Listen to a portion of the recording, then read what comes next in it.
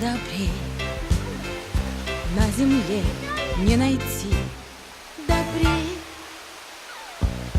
да добрей, стриг и брил зверей. После той чудесной стрижки кошки были словно мышки, даже глупые мартышки походили на людей. Это было прошлым летом, в середине января,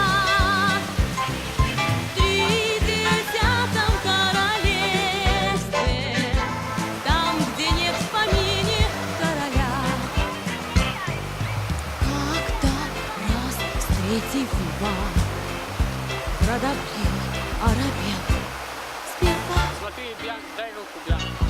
И с трудом подобрав слова, он сказал весьма учтиво: Чтобы быть всегда красивым, надо стричь усы и гриву в год примерно раза два.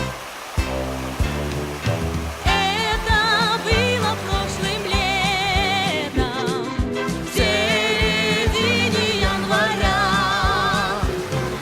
в 30-м королевстве, там, где нет в помине короля.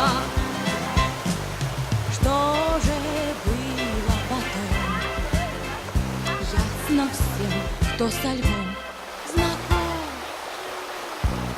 Стричь его, что играть с огнем, продолжать рассказ не будем. Лев, остриженный как пудель, съел беднягу словно пудинг, съел со всем инвентарем.